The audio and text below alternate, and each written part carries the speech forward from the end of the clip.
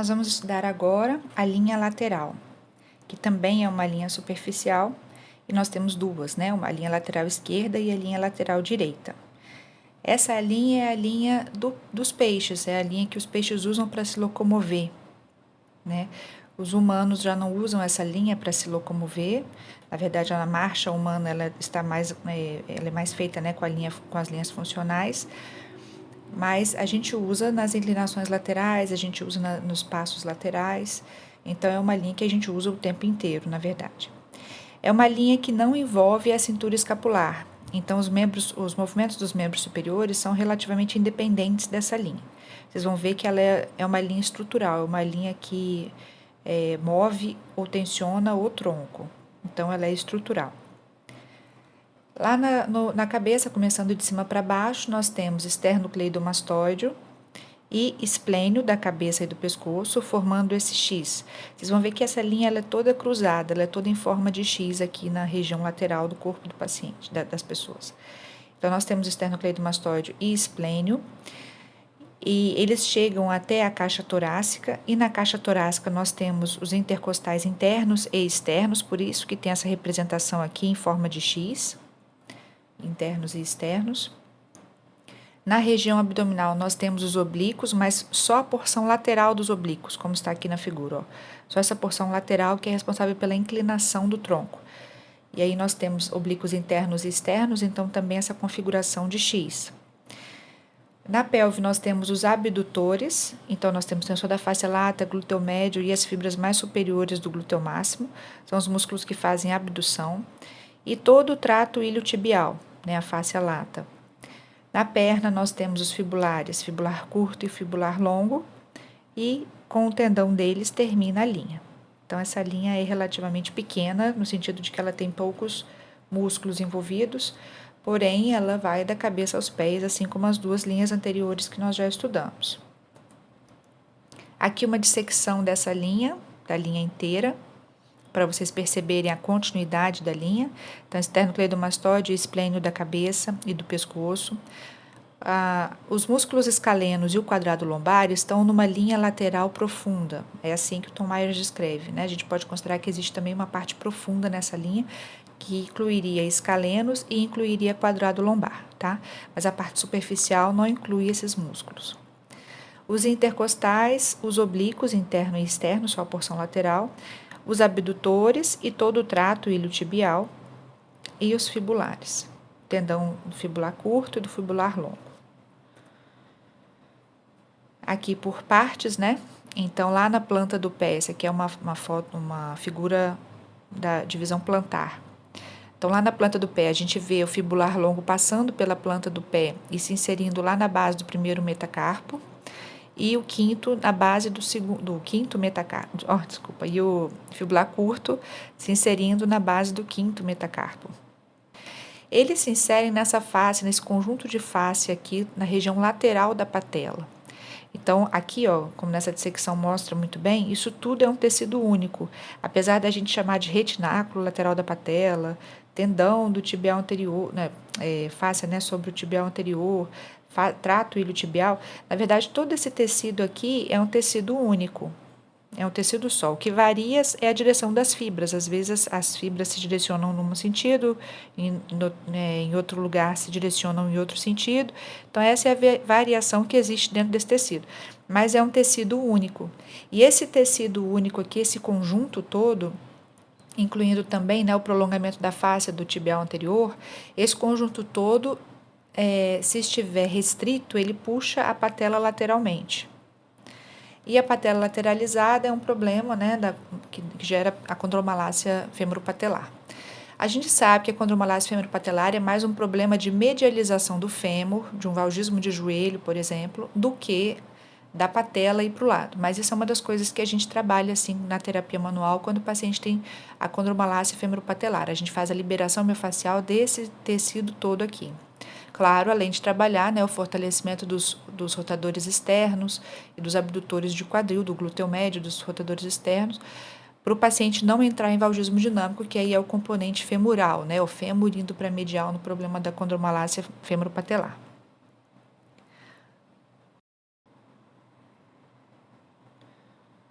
Prosseguindo aqui, nós temos os abdutores, e aqui nós temos tensor da face lata, então o glúteo médio e também as fibras mais superiores do glúteo máximo, que são os que fazem a abdução. Temos os oblíquos externos e oblíquos internos, os intercostais internos e externos, esternocleidomastoide e esplênio da cabeça e do pescoço. Na avaliação da linha lateral, uma avaliação ideal de um encurtamento da linha inteira seria essa, né, com o paciente pendurado. É claro que isso é muito difícil de fazer, pendurar o paciente no espaldar, muitos não conseguem ficar nem 10 segundos, né, então não é muito viável. Mas para os atletas, enfim, né, para as pessoas que conseguirem se pendurar, essa é uma avaliação interessante, que é quando a gente consegue perceber, com o paciente pendurado, uma perna mais curta que a outra. Então, se a perna está mais curta que a outra, mostra que essa linha toda é mais curta. Mas claro que no nosso paciente a gente faz geralmente essa avaliação convencional, né, com o paciente em ortostase, e ela já é muito informativa. Na verdade, eu acho até mais porque a gente consegue separar segmento a segmento e avaliar por segmentos o paciente.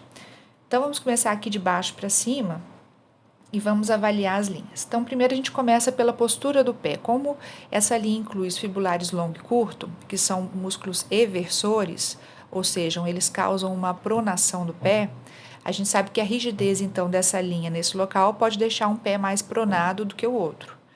Ou se essa linha estiver aberta em algum local, vai deixar o pé mais supinado do que o outro. E aqui, nesse senhor, a gente consegue ver essa diferença na postura dos pés. Vocês conseguem perceber? Para a gente definir se o pé é pronado ou não, a gente pode usar o índice postural do pé, que é essa ferramenta aqui de avaliação que tem 6 critérios. E aí, para cada um dos 6 critérios, a gente pontua de -2 a 2, sendo 0 uma pontuação para um pé neutro, +1 ou +2 para um pé pronado e -1 e -2 para um pé supinado. Então, o primeiro critério de palpação, esse aqui é um instrumento já validado, tá, gente? Claro que nem todo paciente a gente vai preencher isso daqui e dar uma pontuação, mas é importante vocês conhecerem esses 6 critérios para vocês usarem ali na prática clínica de vocês batem o olho e sabem quais são os critérios importantes para a gente dizer que um pé é pronado, se um pé é pronado ou não é, ou se é supinado ou não, tá? Então, o primeiro critério é a palpação da cabeça do talos. Então, a gente palpa tanto medialmente quanto lateralmente a cabeça do talos. E numa postura neutra, se o pé for normal, se estiver numa postura neutra, a gente vai conseguir sentir tanto a região medial quanto a região lateral da mesma forma. Anatomicamente, eles são um pouquinho diferentes. O lateral é um pouquinho mais proeminentezinho, mais pontudo, enquanto esse daqui é um pouco mais abaulado, tá? Se vocês puderem palpar o pé de vocês aí, vocês vão sentir isso aí agora. Mas o importante é a gente sentir palpar os dois, né? Da mesma forma os dois, apesar do formato dos dois ser um pouco diferente. Quando o pé é pronado, a gente passa a cabeça lateral aqui acaba ficando um pouco escondida e a gente começa a sentir mais a medial do que a lateral. E se o pé for muito pronado, que seria o que a gente pontuaria de 2, né? A gente não consegue palpar o lateral, o talos lateralmente, só consegue palpar o talos medialmente. E no pé supinado é o contrário, a gente consegue palpar o talos lateralmente, porém não consegue palpar o talos medialmente. Isso daí seria uma pontuação -2. Um segundo critério do índice postural do pé são as curvaturas supra e inframaleolares. Então, a gente observa na vista posterior, um pé neutro, um pé normal, tem a mesma concavidade, acima do maleolo lateral, tem a mesma concavidade a curva de cima, supramaleolar, e a curva de baixo, que é a inframaleolar. Então, elas têm a mesma curva, né? A mesma angulação, a mesma concavidade. Quando um pé está pronado, a curvatura inframaleolar ela fica mais côncava, fica mais fundo aqui, fica mais côncavo. E quando é supinado, o inframaleolar fica mais reto, assim. Um terceiro critério é a posição do calcâneo no plano frontal. Esse é o critério mais usado, né, mais conhecido também.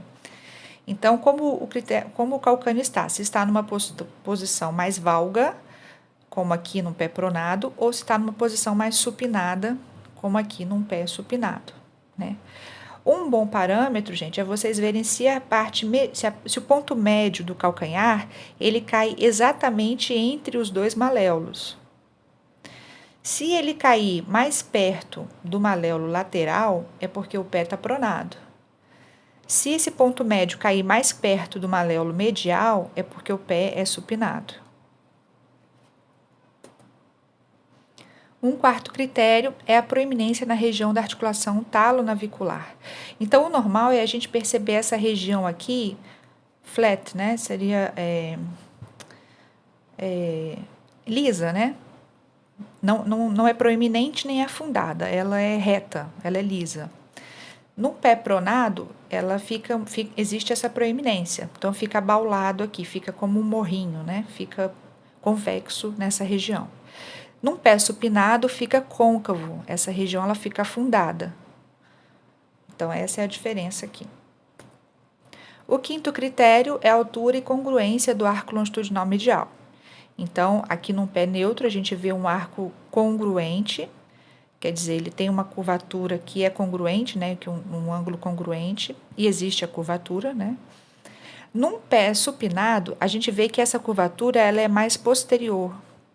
Então, uma grande diferença, porque às vezes é difícil você definir se o arco está alto ou baixo, né? Se essa altura está suficiente para você dizer que é normal ou se já é um pé cavo. Então, assim, mais do que o pé cavo, o pé supinado, ele tem essa angulação mais posterior. Então, não é uma curva harmônica, é mais alto aqui, mais atrás, e menos alto aqui na frente. Então, não existe congruência. Por isso que não é só a altura, é também a congruência. E a congruência é até mais importante, porque ela nos ajuda, olhando a congruência, a gente tem mais certeza se a gente pode chamar esse pé de supinado ou não, tá? Porque perde a congruência aqui. E um pé pronado vai ser plano, né? Vai perder esse arco, vai perder a altura e perder a congruência também. Um sexto critério do índice postural do pé é a abdução do antepé sobre o retropé. Então, cuidado para não confundir aqui com o ângulo de Fick. Isso aqui não está falando do ângulo de Fick. Ângulo de Fick é quando você tem uma rotação externa de quadril e aí o pé fica virado para fora, porque você está com uma rotação externa de quadril. Não é isso que a gente está avaliando aqui. Aqui a gente está avaliando se, em relação ao retropé, a região de trás do pé, o antepé está aduzido ou abduzido. Então, quando nós vamos avaliar aqui, nós temos que nos colocar no plano frontal do pé. Não é só ficar atrás do paciente, a gente tem que se adequar, porque se o paciente tem um ângulo de Fick aumentado, ele tem o pé mais para fora. Mas a gente tem que mudar o nosso plano de avaliação, então a gente chega um pouquinho mais para o meio, né? Para olhar o pé exatamente no seu plano frontal. E aí a gente tem que enxergar tanto a face medial quanto a face lateral do calcanhar. Então a gente está no plano certo do pé. E aí a gente olha para frente. Olhando lá para frente, a gente tem que ver tanto um pedacinho lá do quinto dedo quanto do primeiro dedo. Esse é o neutro, tá? A gente vê uma parte do quinto dedo e do primeiro dedo também. A gente vê o antepé dos dois lados.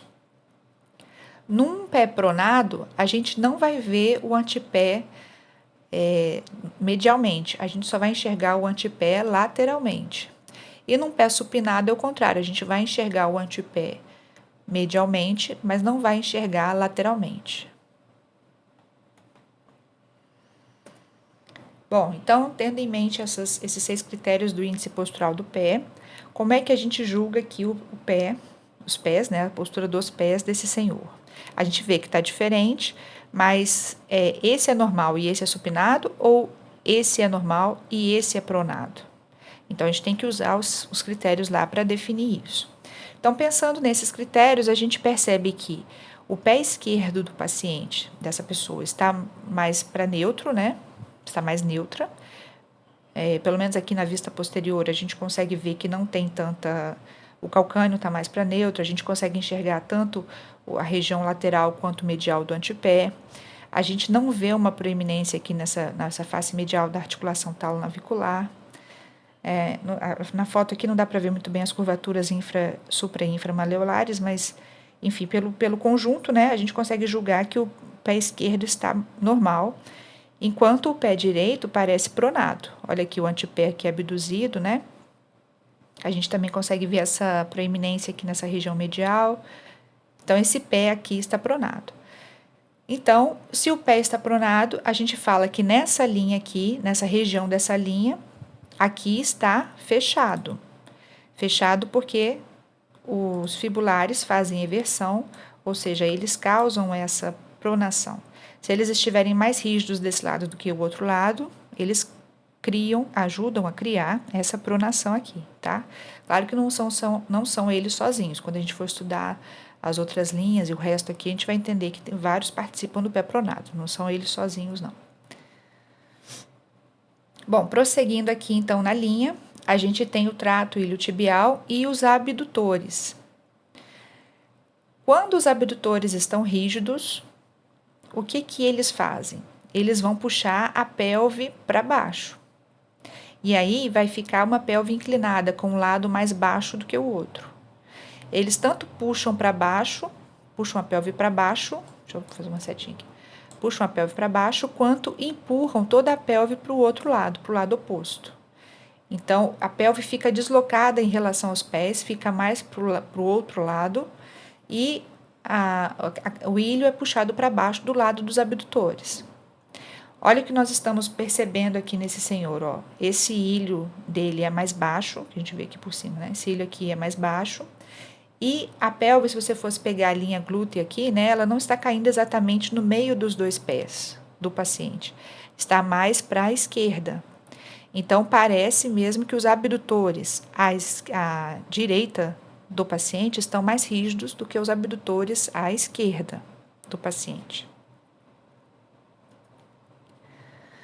Mas vocês podem se perguntar, professora, mas e se ele tiver uma discrepância de membros inferiores, isso não vai acontecer também? A discrepância não vai deixar um ilho mais baixo que o outro? Vai, claro que vai, né? Então, nós temos um teste que a gente faz com o paciente ortostase mesmo, que foi descrito por Sarman, que é para verificar se essa inclinação da pelve do paciente é causada por discrepância de membros inferiores, discrepância real, ou se é causada por uma discrepância aparente, ou seja, são só os músculos abdutores que estão mais rígidos de um lado do que do outro. Então, a gente avalia a altura das cristas ilíacas com o paciente com os pés, como ele está mesmo, né, com os pés unidos, e a gente vê lá, por exemplo, como no caso desse paciente, que a crista ilíaca direita está mais baixa. Aí a gente pede ao paciente para fazer abdução dos membros inferiores. A gente pede para ele afastar os pés, abrir as pernas, né? Afastar os pés. E a gente mantém lá a palpação. Se as cristas ilíacas se igualarem, é porque não é discrepância real. O que estava acontecendo era só uma rigidez de abdutores unilateral, maior de um lado do que do outro lado, que estava puxando a crista ilíaca para baixo. Quando a gente pede para o paciente abduzir, a gente dá uma folga para esses abdutores. Eles ficam numa posição mais frouxa. Como eles estão mais frouxos, com a perna abduzida, eles não puxam mais um ilho para baixo, um dos ilhos para baixo. E aí a pelve se nivela. Se ela se nivelar, então, nessa posição, é porque o paciente tinha só rigidez unilateral dos abdutores. Se o paciente tiver uma discrepância real, quando ele abduzir, quando ele abrir as pernas, né, nessa posição, porém com as pernas afastadas, a gente vai continuar vendo um ilho mais alto do que o outro, porque o comprimento do fêmur e da tíbia de um lado é maior do que do outro lado e o ilho vai continuar maior de um lado do que do outro. Então, esse é um teste bem simples e rápido de ser feito, que a gente já consegue perceber se se o paciente está com aquela postura por uma questão óssea, que aí a gente tem que intervir só com cálcio, né? Ou se é uma questão muscular, que aí a gente intervém com as nossas técnicas para músculos.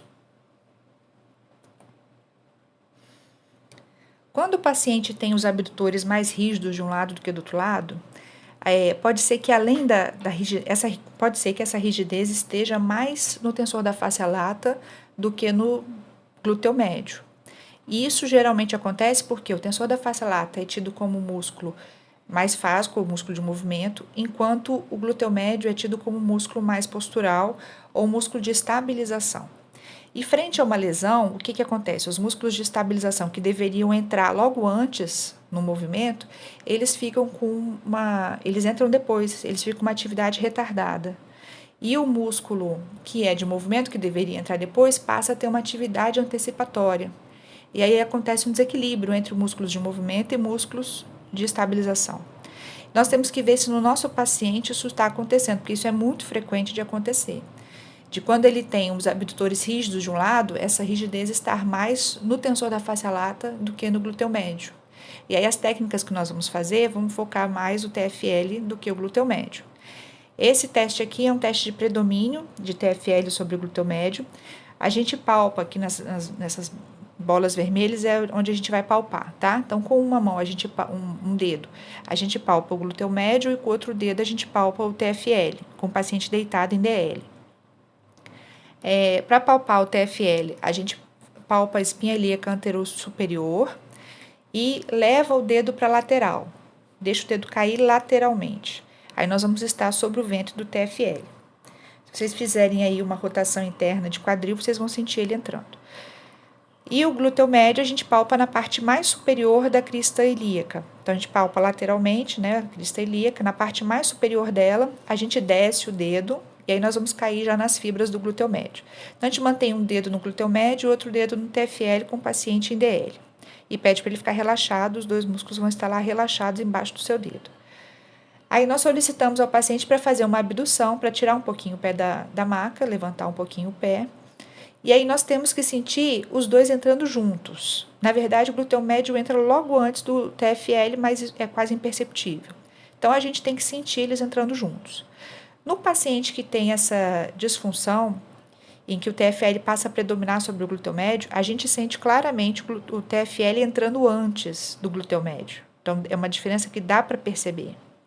Além disso, a gente vê no movimento também algumas coisas, né? No movimento, o paciente faz esse movimento de abdução com uma rotação interna de quadril junto, associado.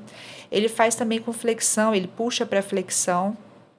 E aí o movimento, ao invés de ser com uma rotação, com neutro, né, ou rotação externa, e ser na linha média mesmo, o pé vai para frente, o quadril entra em flexão e entra um pouco de rotação interna. Mas o mais importante é vocês sentirem na palpação se o TFL está entrando antes do glúteo médio. E geralmente nesses pacientes isso acontece. E aí nós percebemos que há um desequilíbrio entre os dois, que também precisa ser tratado, tá? Não só com a técnica miofascial sobre o tensor da face lata, mas também com os exercícios de recrutamento do glúteo médio. Esse é o teste de Ober, acredito que vocês já conheçam, né? É um teste que avalia se o paciente tem rigidez do tensor da face lata. Então, o lado avaliado é o lado que está, é o não dependente, né? O que está em cima, o paciente assim DL. A gente faz flexão de quadril, abdução e extensão de quadril com o joelho fletido. E aí, quando o paciente tem rigidez do TFL, quando a gente solta a perna do paciente, ela fica pendurada.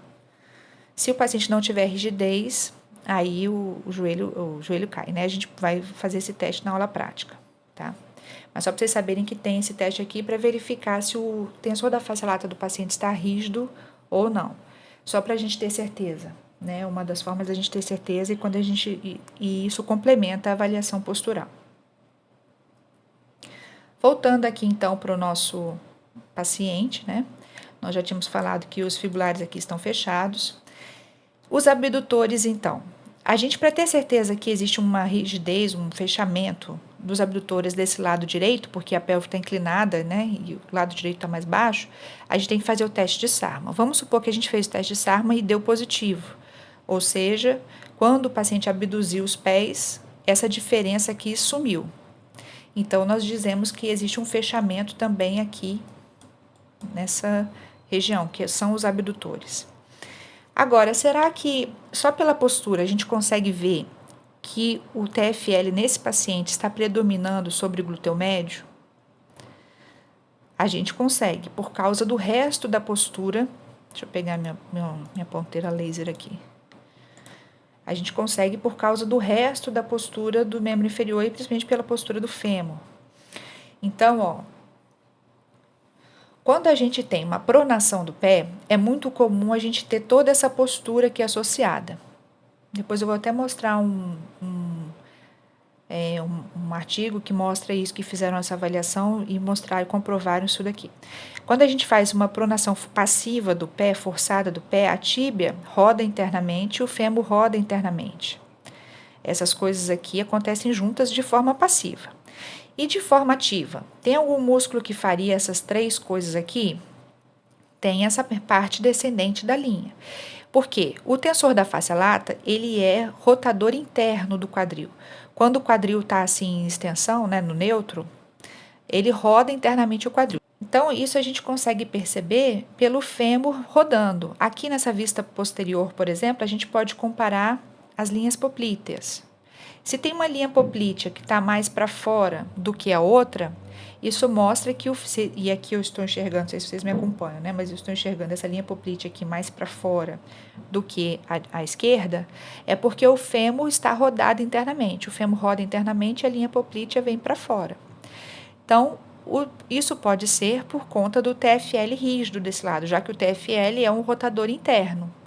Se o TFL faz isso, ele roda internamente o fêmur, e nessa posição aqui em ortostase, o joelho está lá travado em extensão, né? Se o fêmur roda internamente, ele também puxa a tíbia em rotação interna. E aí, o pé cai em pronação, porque se a gente roda a tíbia internamente, o pé vai ficar pronado. Depois vocês experimentem fazer isso em pé aí, levantem, né? Deixem os pés no chão e façam uma força em rotação interna dos dois lados dos fêmures, né? Aí vocês vão olhar para o pé e vocês vão ver que os pés caem em pronação. Então, pela postura, já que ele também está apresentando uma rotação interna de fêmur aqui junto, associado, e essa postura casa com a pronação, é muito provável que ele tenha um teste de Ober positivo, que o TFL dele esteja rígido. Então, aqui é fechado e provavelmente é mais fechado o TFL, mais do que o glúteo médio, como é na maioria dos pacientes, tá? Geralmente o TFL predomina sobre o glúteo médio e é ele que fica rígido, não o glúteo médio, mas o TFL é que fica rígido. Bom, prosseguindo aqui na nossa avaliação, vamos continuar aqui para o tronco. Então, o tronco nós temos os oblíquos, logo acima aqui da crista ilíaca, e temos os intercostais. Esse conjunto aqui da linha lateral, quando está rígido, inclina o tronco para o mesmo lado. Eles levam uma inclinação do tronco para esse lado. A gente consegue ver na postura, a gente compara geralmente a linha axilar. Então, olha a linha axilar esquerda do paciente e a linha axilar direita. Qual linha axilar está mais baixa? Claro que isso aqui, assim, acaba atrapalhando um pouco porque a escápula interfere na posição da linha, né?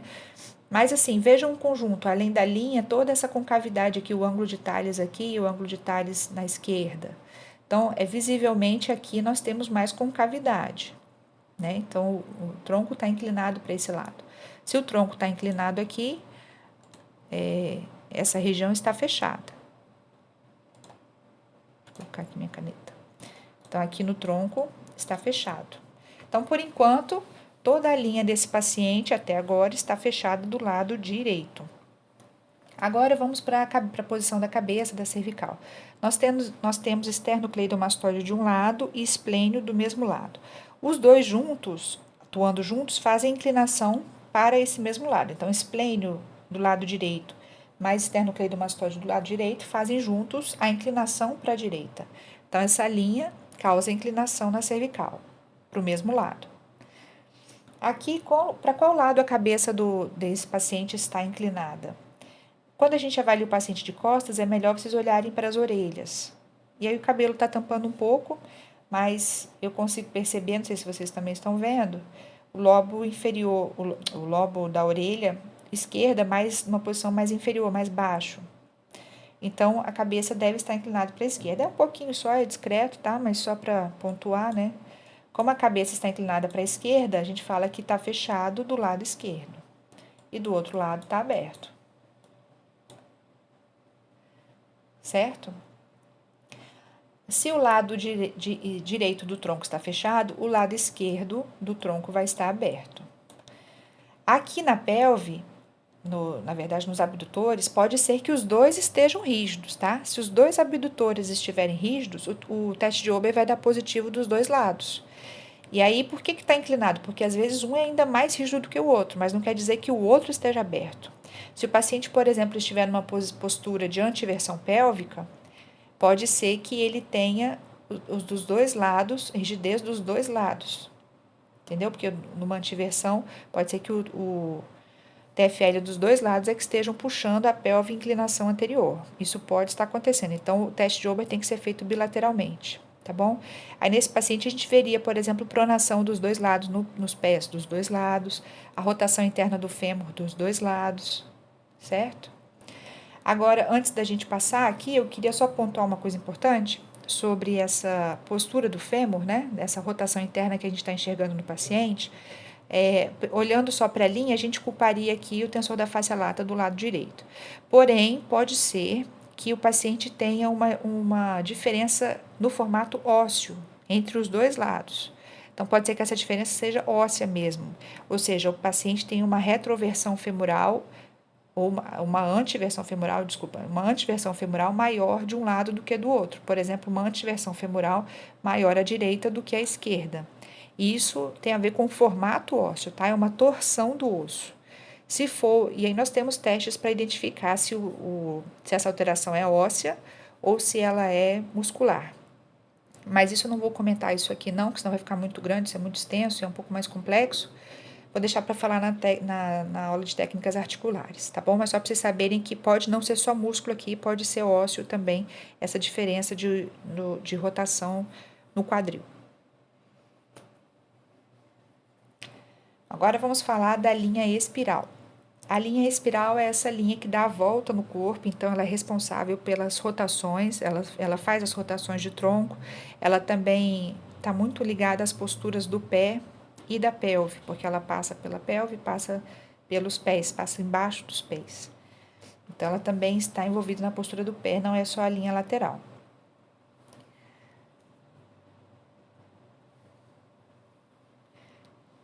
Aqui nós temos, vamos falar dela parte a parte, porque ela é uma linha um pouco mais longa, né, mais complexa, e ela desce e sobe, ela vai e volta, ela sai da cabeça e volta para a cabeça, tá?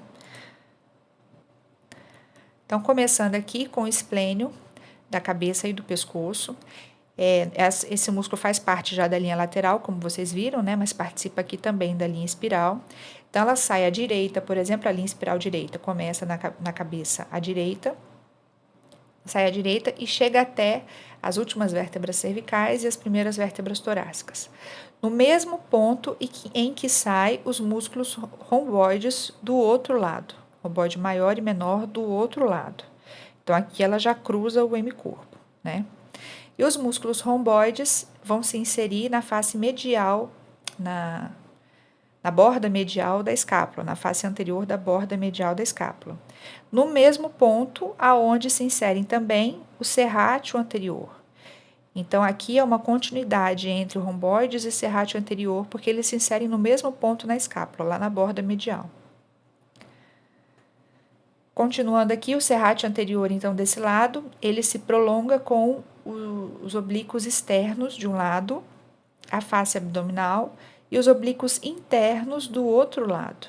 Então, é essa linha aqui, oblíquos externos do lado direito e oblíquos internos do lado esquerdo. E aí vão se inserir lá no ilho, tá?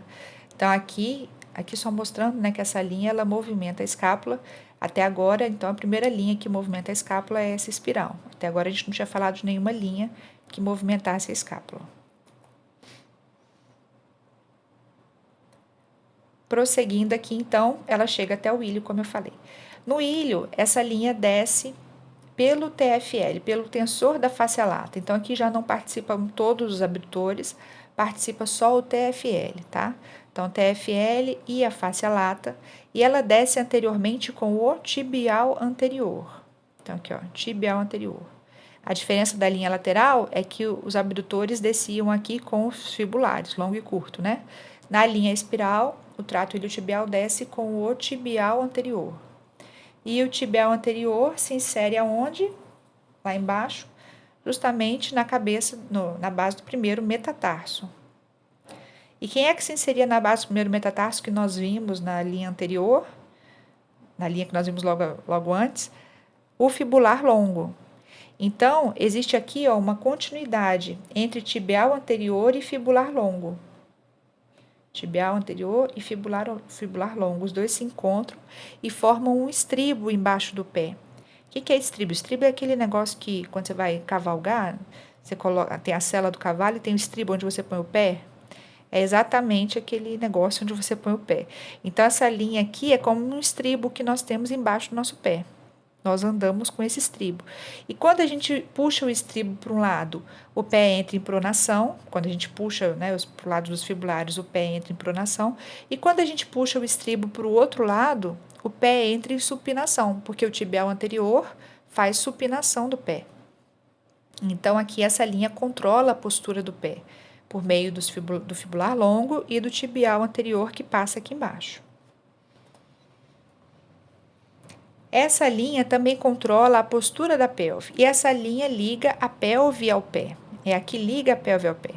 Então, só relembrando aqui, ó, aqui de cima tem o TFL, tibial anterior, e se insere na região medial do pé.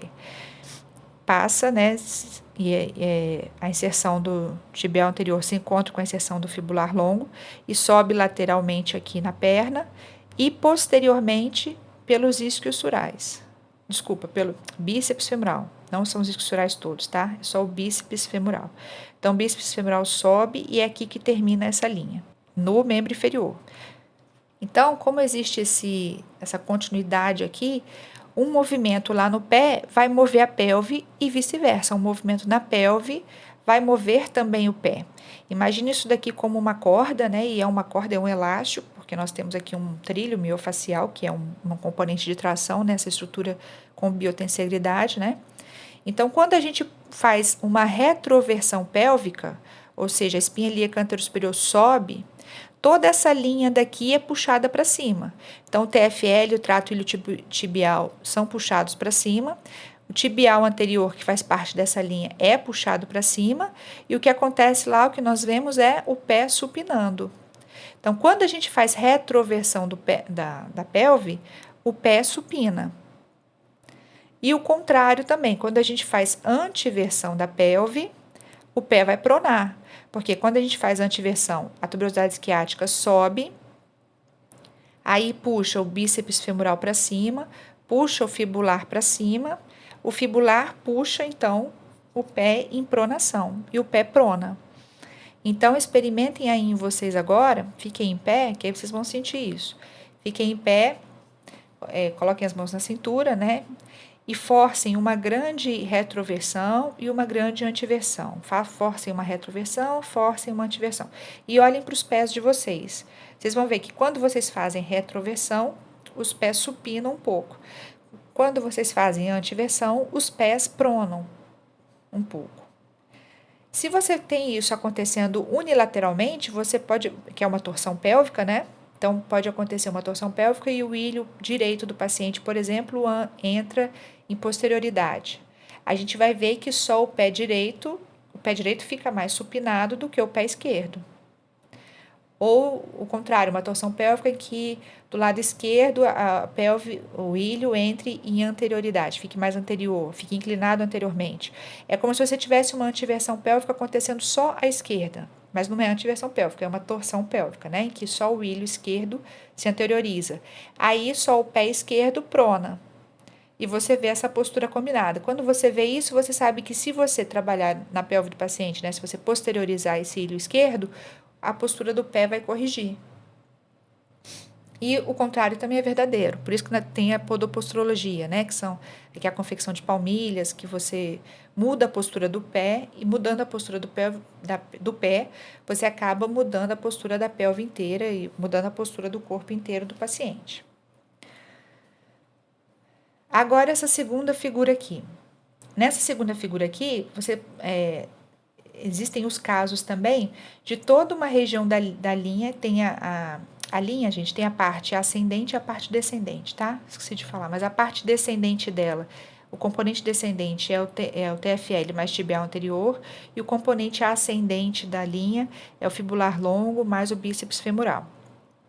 Quando você tem todo um componente rígido, você pode ter a postura da pelve e a postura isso influenciando tanto a postura da pelve quanto a postura do pé.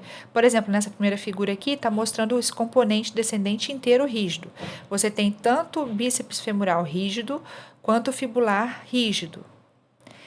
E aí, se você tem os dois rígidos, a pelve vai ser, a tuberosidade isquiática vai ser puxada para baixo, então a pelve vai entrar em retroversão e o fibular longo vai puxar o pé, vai puxar a parte lateral do pé para cima, então o pé vai entrar em pronação.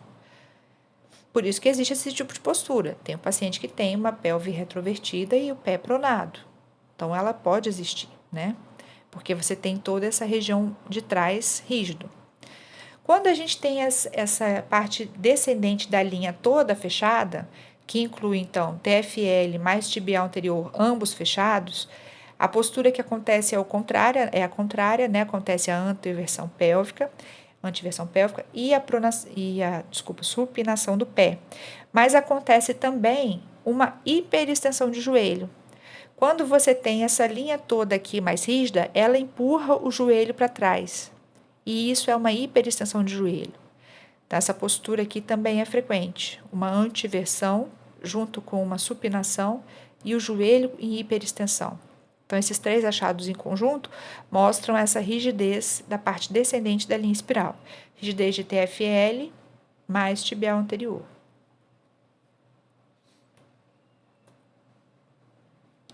Aqui o artigo que eu falei, que mostra como a alteração de uma passiva, né, de uma postura do pé, influencia a postura da pelve. Esse artigo aqui é do grupo da UFMG, do Sérgio Fonseca. Eles usaram avaliação postural, né, com essas bolinhas reflexoras aqui, e aí por meio da câmera, né, então conseguia captar qual era o movimento que se fazia. Então, primeiro avaliaram as pessoas sem uma inclinação, com os pés neutros, sem um calço que evertesse ou invertesse os pés, né? Então, é um calço neutro, tá vendo? E avaliavam qual era a postura do paciente. Aí, numa outra situação, eles colocaram um calço, não sei se vocês estão conseguindo perceber aí, mas esse calço aqui da direita, ele está inclinado, então ele criava uma eversão passiva no tornozelo do paciente. Então, o tornozelo ficava assim. E aí eles viram o que acontecia. Quando você cria essa eversão, o que eles perceberam é que a tíbia entra em rotação interna, exatamente como está nessa figura aqui. A tíbia entra em rotação interna, como o joelho está estendido, está travado lá em extensão e ortostase, o fêmur também entra em rotação interna e a pelve acaba inclinando anteriormente. Quando você faz isso bilateralmente, isso acontece com... quando você faz isso unilateralmente, a pelve ela mais inclina lateralmente do que faz uma antiversão, tá? Ela fica inclinada lateralmente. Quando você faz isso com os dois pés, aí a pelve entra em antiversão, porque os dois ilhos é que fazem essa inclinação anterior. Ficam os dois fazendo juntos. Qual explicação os autores deram lá na discussão do artigo? Eles disseram que como o talos, né? O talos navicular caem medialmente, rodam tibio-medialmente, rodam fêmur medialmente, acaba que aqui no encontro, né? Aqui na região acetabular, a cabeça do fêmur se posterioriza, com a rotação interna ela se posterioriza. Como ela se posterioriza pela gravidade, o ilho cai em antiversão. Eles também deram uma explicação pela tensão do ilho-psoas. Então, quando você tem uma rotação interna de fêmur, puxa o tendão do ilho-psoas em rotação interna, né? Isso tensiona e acaba puxando as fibras que se inserem no ilho, puxam as fibras para frente. Então, o tensionamento do ilho-psoas é que teria puxado em antiversão. Mas existe essa outra explicação que é da linha espiral, que não foi o que eles falaram na discussão, mas a linha espiral também explica isso. Né? Porque aqui, nesse caso, a explicação da linha espiral é o tibial anterior está sendo puxado para baixo, puxa o TFL para baixo, e o TFL puxa a pelve em antiversão, se isso acontecer bilateralmente.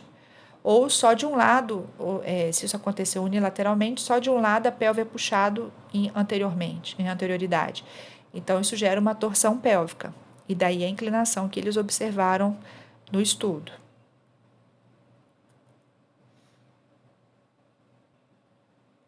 Continuando aqui a linha espiral, então, nós temos, né, o bíceps femoral, como eu falei, subindo agora na linha espiral, tá? Nós temos o bíceps femoral, aqui ela coincide com a linha superficial posterior. Então, nós temos também o ligamento sacrotuberoso, os eretores da espinha e chega até lá o occipito, exatamente igual à linha superficial posterior. Vamos fazer então a avaliação postural dessa linha espiral nesse modelo aqui. Então, a linha espiral ela interfere na postura do pé, né? E aí a gente pode avaliar se tem um pé mais supinado do que o outro ou um pé mais pronado do que o outro. Então, do lado em que existe um pé mais pronado, a gente diz que está fechado a região do tibial anterior, dos fibulares, e onde tem um pé supinado, a gente diz que está fechado na região do tibial anterior. Então, a gente tem que avaliar aqui, por exemplo, nesse paciente, parece que o pé direito dele está mais pronado. Então, a gente diz que os fibulares do lado direito estão mais fechados. E se o pé esquerdo está mais supinado, a gente diz que é o tibial anterior do lado esquerdo que está mais fechado. Tá? Aí a pelve a gente tem que avaliar se existe a inclinação, né? E aqui pelos marcadores a gente vê que o lado direito dele está mais baixo que o lado esquerdo. Então pode ser TFL mais rígido desse lado, do lado direito. E aí a gente teria que fazer o teste de Ober também, teria que fazer o teste de Sarman para ver se ele não tem uma discrepância real. E se não tiver, se tiver o TFL mais rígido realmente do lado direito, a gente diz que está fechado aqui na região do TFL do lado direito. No tronco, existe uma coisa interessante de se ver, porque quando a linha está rígida, ela inteira está rígida no tronco, de um lado, o tronco faz um desvio, não faz uma inclinação, faz um desvio. Então, a diferença aqui da linha espiral para a linha lateral é que na linha lateral vocês viram que se de um lado a linha lateral toda está rígida no tronco, o paciente inclina o tronco.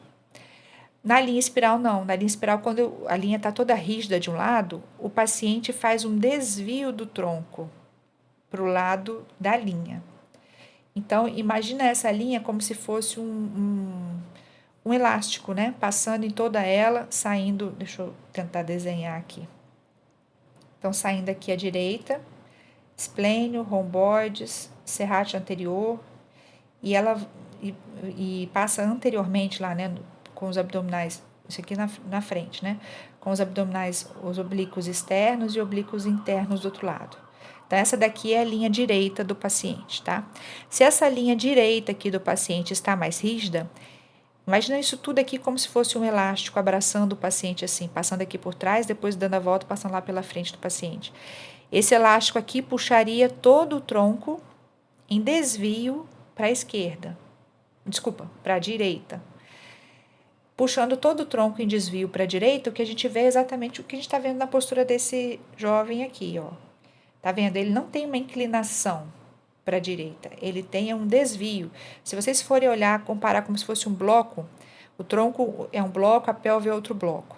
Então, o bloco do tronco não está exatamente em cima do bloco da pelve. Reparem aqui, ó, o bloco do tronco está desviado para a direita em relação ao bloco da pelve. Então, como ele está desviado para a direita e, inclusive, o ombro esquerdo está até mais baixo, isso mostra que essa linha direita no tronco dele é que está fechada. Então, é a linha direita no tronco que está fechada. Outras coisas que nos ajudam a ver que ela está fechada, ou melhor, áreas delas que está mais fechada, é aqui o serrátil anterior, ó, o serrátil anterior aqui nessa região da linha está bem fechado, porque o ombro aqui, os dois ombros dele são baixos, né? Mas o ombro esquerdo está mais baixo ainda do que o ombro direito. Não sei se você consegue perceber isso daqui, ó, mas o ombro, pelos marcadores dá para ver isso mais claramente, né? O ombro esquerdo é mais baixo do que o ombro direito. Então, quem abaixa mais a escápula é o serrátil anterior. Lembra, o romboide sobe a escápula, sobe e medializa, mas o serrátil anterior abaixa e anterioriza. A gente pode ver pelas mãos também, ó. Conseguem perceber aqui nas mãos? Dá para ver que o tronco também está rodado para a esquerda, porque a mão esquerda do paciente a gente não está conseguindo ver ela toda, mas a gente vê a mão direita do paciente. É como se a mão direita do paciente estivesse mais posterior do que a mão esquerda. Vocês percebem isso? A gente vê o polegar direito porque o tronco está desviado para a direita. Mas a gente também percebe que a mão direita está mais posterior do que a mão esquerda. Não sei se vocês estão conseguindo ver isso daqui. Quando vocês estiverem com o paciente, é mais fácil avaliar a rotação numa vista superior. Então, a gente teria que colocar uma escadinha aqui atrás do paciente, subir na escadinha e olhar ele de cima para baixo. E aí a gente veria o tronco em relação à pelve, e a gente conseguiria ver melhor essa rotação, conseguiria ver claramente essa rotação para a direita do tronco.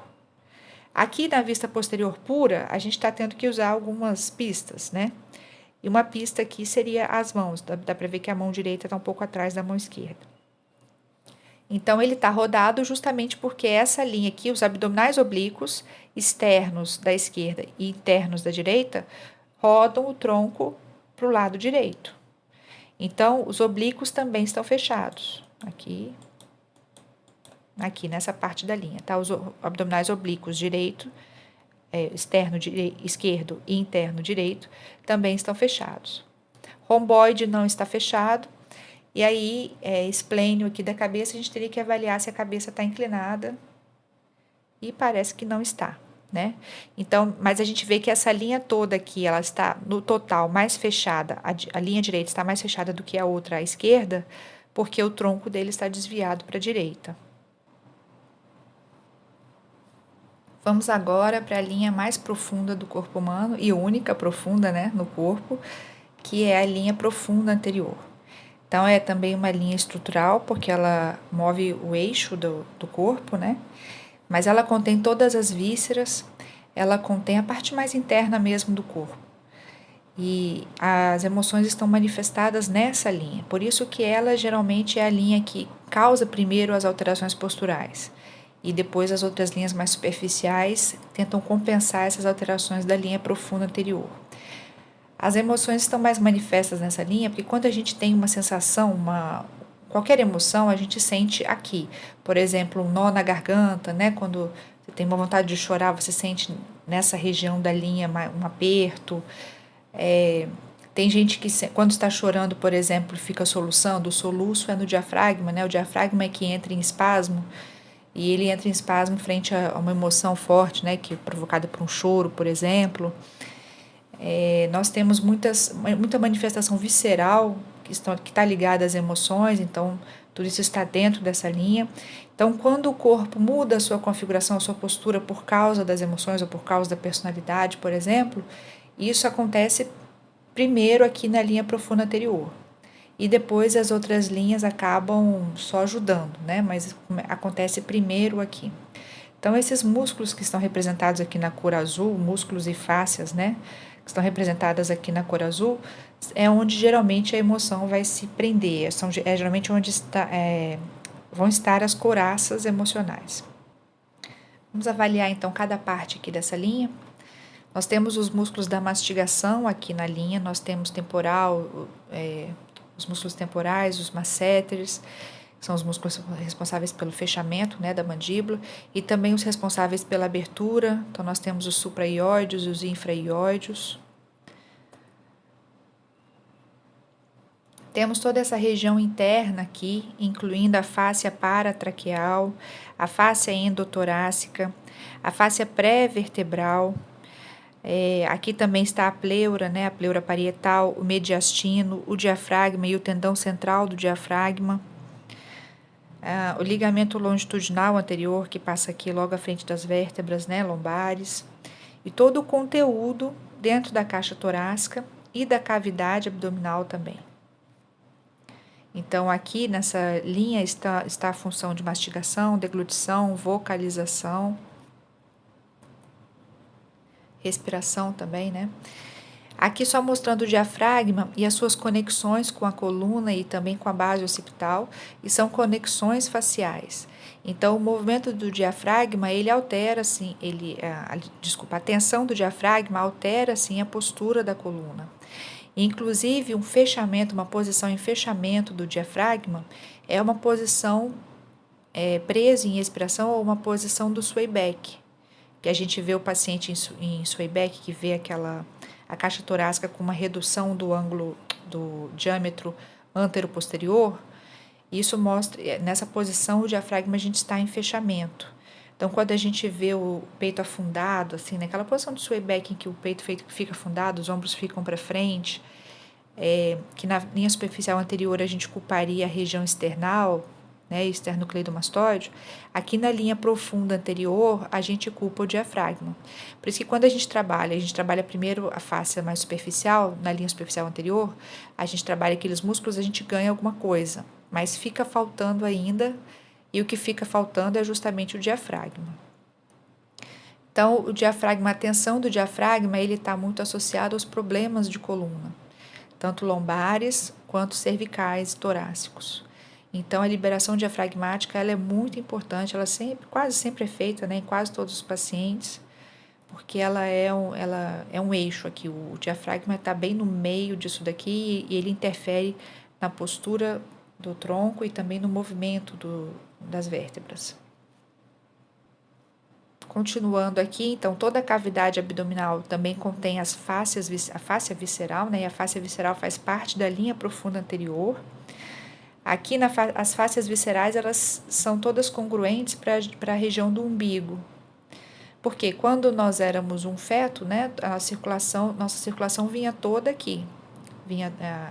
A circulação vinha toda por aqui, então as artérias se distribuíam ao longo das fáscias para as vísceras e para o resto do corpo.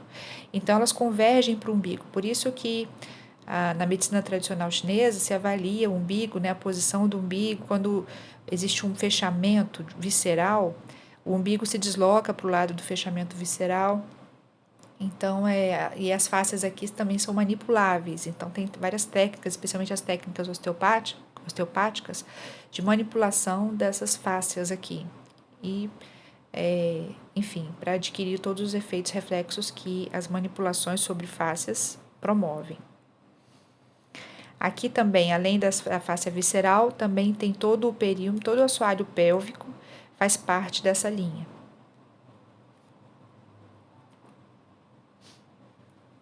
Aqui continuando, né, só para mostrar, então o assoalho pélvico e depois os adutores. Os adutores fazem parte dessa linha, o tibial posterior e o flexor longo dos dedos. Aqui mostrando o ilho-psoas, nessa linha, aqui não tem o assoalho pélvico, mas também faz parte dessa linha. Os adutores, tanto curtos quanto longos, e o tibial posterior e o flexor longo dos dedos. Aqui a inserção do flexor longo dos dedos, né, na região medial na parte plantar.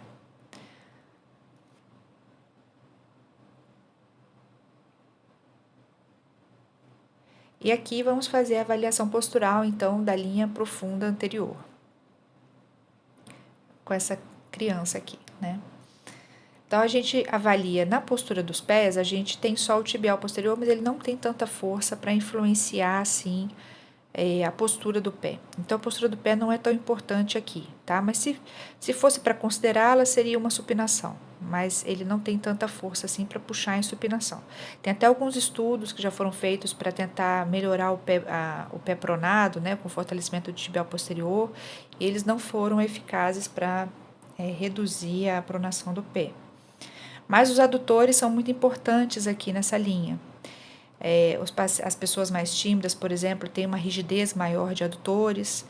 Também traumas emocionais de vários tipos podem também gerar uma rigidez grande de adutores. Tem pacientes que têm muita dificuldade em fazer abdução, mesmo quando você vai fazer um exercício ou, enfim, precisa que o paciente faça alguma abdução, eles têm muita dificuldade, têm abdutores muito rígidos também, por causa dessa manifestação do medo aqui nos adutores.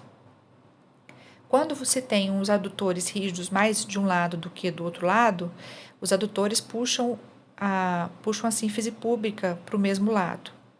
E aí você pode ter uma pelve desviada para um lado, né? Então, por exemplo, se o paciente tem uma pelve, deixa eu olhar aqui. Esse paciente aqui não parece ter um grande desvio de pelve, né? A gente está vendo, parece mais uma rotação.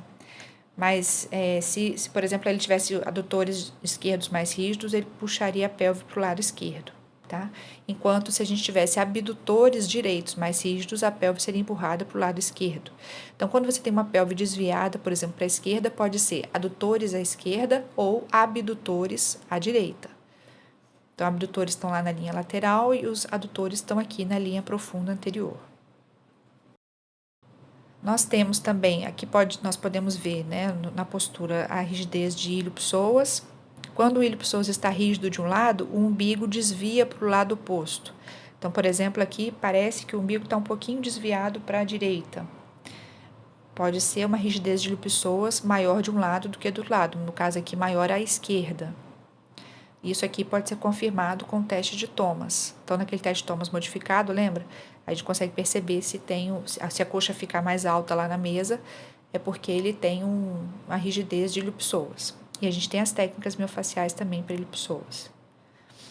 O diafragma, como eu falei, a postura de fechamento do diafragma é uma postura como essa mesmo, com o tórax afundado, tá vendo? Se ele tivesse que sair dessa postura, se ele tivesse que abrir o peito assim, ele precisaria usar mais o diafragma, ele precisaria alongar o diafragma. E então, essa postura aqui a gente chama de postura de fechamento do diafragma. É essa, ou poderia ser um Swayback também, paciente com Swayback. Ou uma hipercifose pura, né? O paciente com hipercifose também está com o diafragma fechado. O paciente com anteriorização de cabeça também está com o diafragma fechado. Então, nesse paciente aqui, a gente diz que ele está com o diafragma fechado por causa da anteriorização de cabeça, dessa hipercifose, que no caso dele é hipercifose com hiperlordose, mas poderia ser um Swayback também, tá? Todos esses casos aqui, esses pacientes se beneficiam muito da liberação do diafragma. A liberação do diafragma é muito importante também porque é uma liberação emocional, é uma liberação de encoraçamento. Como vocês devem lembrar daquele vídeo da Ida Rolf, falando que quando faz o trabalho sobre alguns músculos, o paciente libera as emoções, né? O diafragma é um desses músculos. Por isso que em algumas pessoas é muito difícil também. Vocês vão ver que é bastante dolorido em algumas pessoas. Então, isso mostra que ali há o encoraçamento muscular. Os músculos infraióideos e supraioideos e infraióideos, num fechamento, eles dificultam a deglutição, dificultam a fala, a pessoa fala baixo, fala para dentro, assim, e também podem gerar uma flexão de cabeça. Os músculos rígidos masséter e temporal não causam uma postura específica, mas na palpação a gente percebe, né, uma palpação dolorosa. E as queixas de ATM, então os problemas da disfunção temporomandibular, geralmente estão associados à rigidez desses músculos.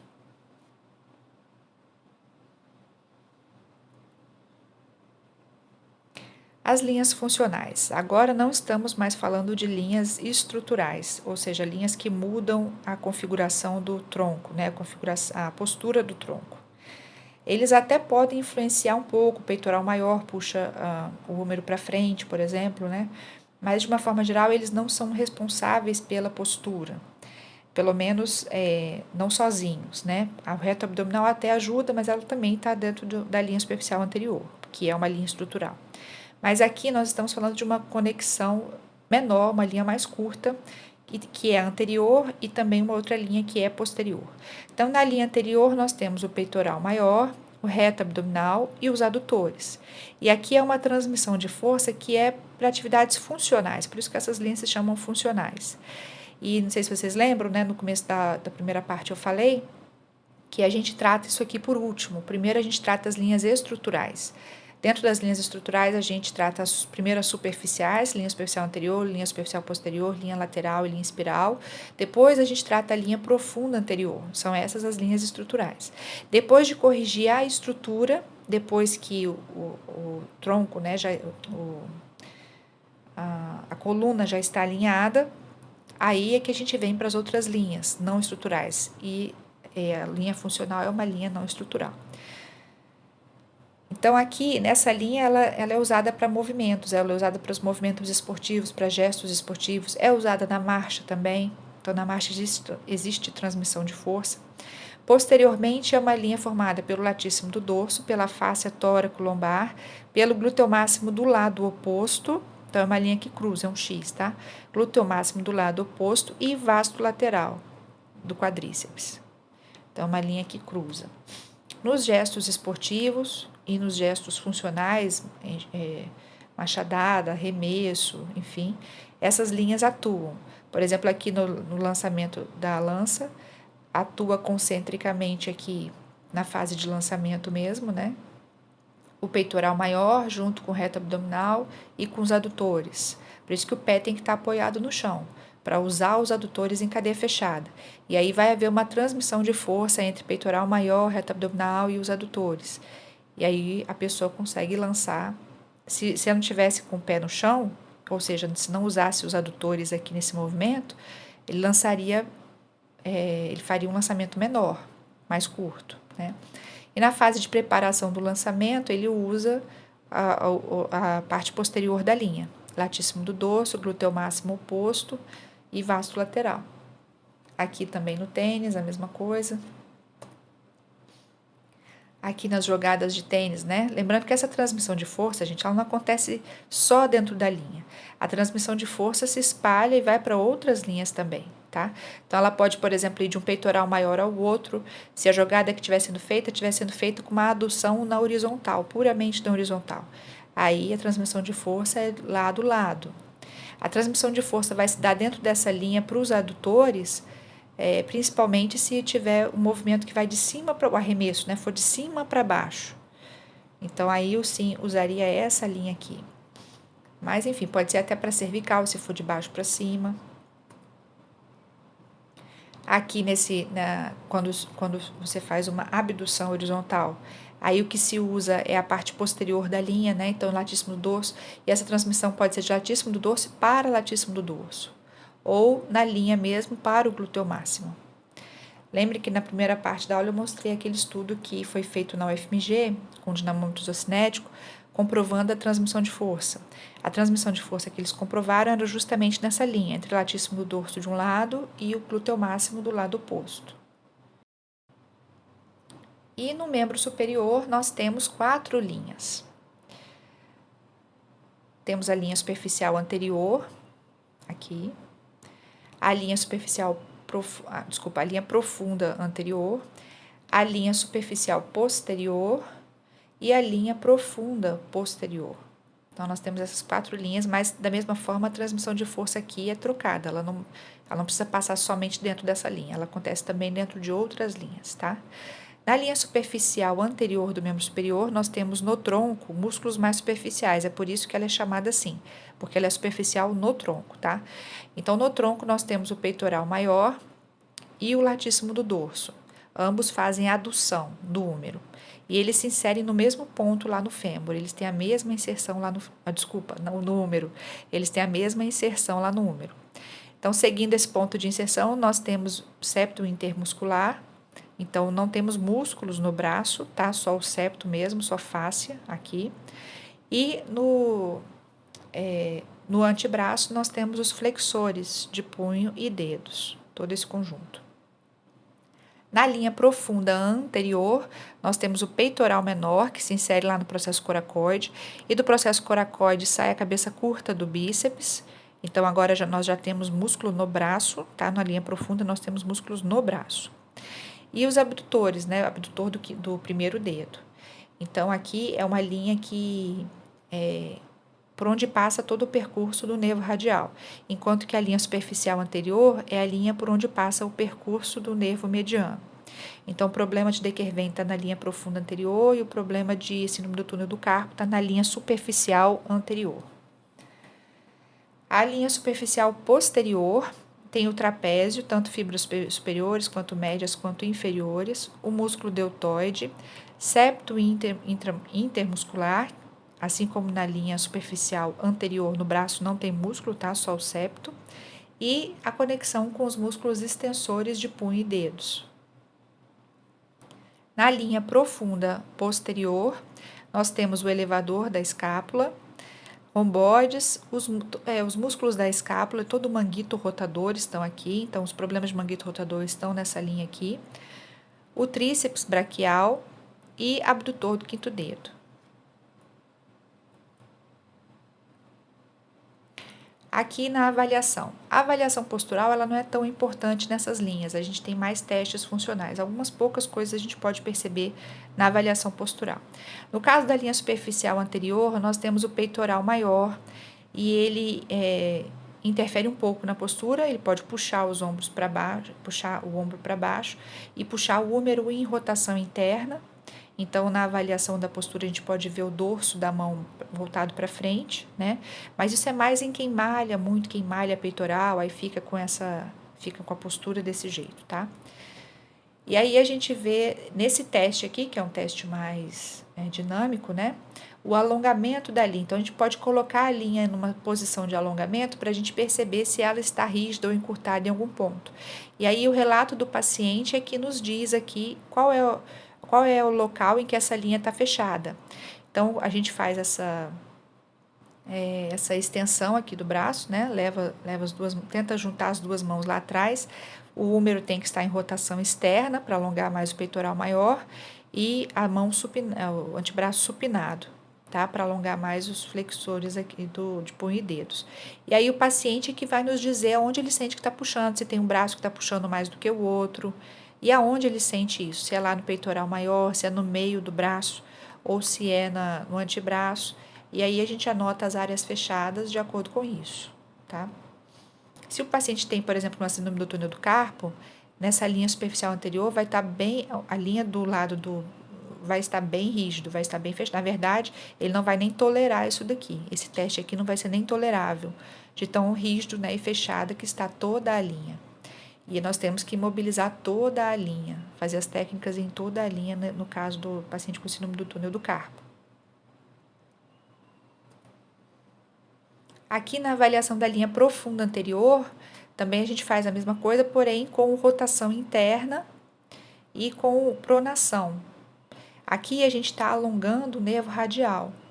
Então, lembra que a linha profunda anterior é a linha do nervo radial. O paciente com síndrome de Decker-Wein, por exemplo, que é uma tenossinovite, né? Mas geralmente o nervo radial está acometido junto ali no punho, ele não tolera esse teste aqui. Então, também, quando a gente tem esse tipo de paciente, a gente tem que fazer a liberação miofascial em toda a linha. Não é só lá no punho, tá? É em toda a linha. Além das técnicas de mobilização neural, que a gente não vai ver aqui agora, né? Na postura, a linha profunda anterior, ela gera uma postura escapular bem característica, que é importante a gente observar aqui, que é a postura de inclinação anterior da escápula.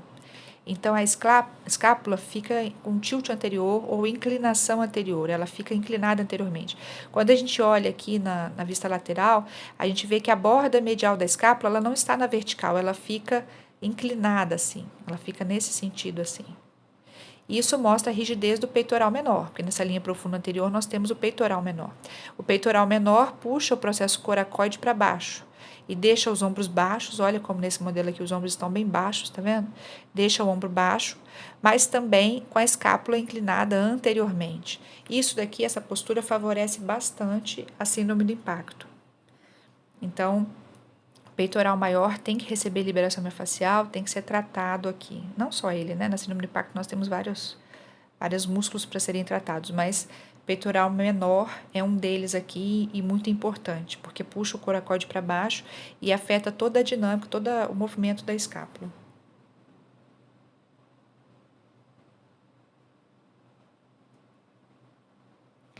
A linha superficial posterior tem o trapézio, fibras superiores, médias e inferiores, né, o deltoide e os extensores aqui de dedos. Aqui nessa figura nós temos a dissecção dessa linha para vocês verem a continuidade dela, né? Aqui os maiores problemas dessa linha são, na verdade, desequilíbrios musculares, né, que a gente vê muito na discinese escapular. Então, o trapézio superior mais rígido do que o trapézio inferior, e aí recrutando também mais, né? Então, gera um movimento de escápula com menos rotação superior. Enfim, aí altera toda e cria discineses, né? Então, nessa linha aqui nós vemos mais problemas dinâmicos. Geralmente, o que a gente tem que liberar nessa linha é o trapézio superior e o deltoide quando o supraespinhoso está inibido. Então, o supraespinhoso que não está nessa linha, está na linha profunda posterior, mas se o paciente tem uma tendinopatia, tem síndrome do impacto, ele tem um supraespinhoso mais inibido, menos ativo, e aí o deltoide é que fica mais ativo no lugar, e o supraespinhoso, quando faz a abdução, ele faz abaixando a cabeça do húmero. Porém, o deltoide, quando faz abdução, ele faz levantando a cabeça do húmero, então ele piora a síndrome do impacto, né? Por isso que nesses pacientes a gente tem que liberar a trapézio superior e liberar a deltoide também, nos pacientes com síndrome do impacto. Além de ativar, né, fazer exercícios para aumentar o recrutamento do trapézio inferior, para melhorar essa rotação superior da escápula e diminuir a impactação. Sim, é importante aqui está a epicondilite lateral, que também é uma condição muito importante, né? O cotovelo frequente, que é o cotovelo de tenista, tá nessa linha aqui também, cotovelo de tenista. E aí a gente faz a liberação de todo o conjunto também, tá? Aqui vamos falar rapidamente sobre como essas linhas dos membros superiores afetam a postura escapular. Então, nós já tínhamos visto a linha espiral, né? Que é uma linha que afeta a postura escapular, que os romboides puxam para cima e para dentro, enquanto o serrátil anterior puxa para baixo e para frente. Nós temos o trapézio superior puxando a escápula para cima. Quando ele está rígido sozinho, sem o elevador da escápula, é puxado com uma rotação superior da escápula. Quando é o elevador da escápula que está rígido, ele é puxado com uma rotação inferior da escápula. E se o levantador da escápula está mais rígido, criando essa rotação inferior da escápula, aí isso favorece mais a síndrome do impacto. Então, ainda um desequilíbrio entre trapézio superior e levantador da escápula também afeta, piora, né, a síndrome do impacto, sendo que o levantador da escápula precisa ser inibido nesses casos também, tá? E o peitoral menor, já falei, né, puxa a escápula para frente e inclinação anterior. Agora, por que é importante a gente primeiro tratar as linhas estruturais para depois vir para as linhas dos membros superiores? Porque a postura corporal do paciente, da coluna vertebral do paciente, afeta a posição da escápula. Por exemplo, se você tem um paciente assim, Swayback, quando você olha para a escápula dele, parece que a escápula dele está na vertical, que não tem nenhum problema aqui. Né? Você não consegue enxergar uma possível inclinação anterior da escápula. Quando você corrige a postura do paciente, aí é que você vai enxergar que aquela escápula estava em inclinação anterior, por exemplo. Então, só depois que você corrige o estrutural é que você consegue olhar para qual é o real posicionamento da escápula. E aí sim, se falta alguma coisa, a gente trata a escápula. Né? No caso aqui, um peitoral menor rígido, que geraria essa inclinação anterior da escápula. A linha profunda posterior, tem, como eu já falei, né, romboide, tem também, não está nessa figura, mas tem o levantador da escápula aqui, o manguito rotador, o tríceps, e toda essa região hipotenar, tá? São os músculos hipotenares, inclusive de abdução, de desvio ulnar, que fazem desvio ulnar no punho. Aqui, muito interessante, mostrando a transmissão de força entre linhas, né? E não só, você vê que aqui tem várias linhas numa só, tá vendo? A gente não tá vendo uma única linha aqui. Quando você tem uma tomada de peso, por exemplo, carrega um peso, toda a transmissão de força vai se dar até a cervical. Por isso que às vezes o paciente que tem uma dor cervical fala, quando eu carrego um peso eu sinto a dor cervical, porque existe essa transmissão de força que vai até lá em cima, né? Que vai até a cabeça. Da mesma forma, se você, no caso de se pendurar em algum local, né, a transmissão de força também chega até o pub, por exemplo. Então, aqui a gente está juntando duas linhas, né, a linha dos membros superiores com a linha funcional. E nosso corpo todo funciona desse jeito, funciona nessa mistura, nessa junção de linhas assim. Então, é muito importante vocês terem essa visão, apesar de nós estarmos fragmentando aqui por linhas, porque fica mais fácil a gente avaliar cada hora uma coisa, né? O paciente ele não tem linhas fragmentadas, existem linhas que se sobrepõem, que se misturam, músculos que participam de mais de uma linha. Então, o caminho nos trilhos ele pode seguir o trem pode seguir vários caminhos, né? Não existe só um caminho, ele pode seguir vários caminhos, assim se dá a transmissão de força, segue cada hora um caminho. Muito bem, terminamos por aqui. São esses os trilhos anatômicos descritos pelo grupo de Tom Myers. Eles vão ser muito úteis na nossa tomada de decisão sobre quais áreas estão fechadas e precisam receber liberação miofascial e exercício excêntrico com essa posição alongada, e quais áreas estão abertas e precisam receber um treino de resistência muscular. Então, estudem, revisem, e a nossa próxima aula vai ser prática. Vocês vão avaliar o colega, avaliar a postura do colega, definir quais são essas áreas que precisam ser tratadas, aplicar as técnicas de liberação miofascial e reavaliar para vocês verem e terem uma noção dos efeitos dessas técnicas. Até lá!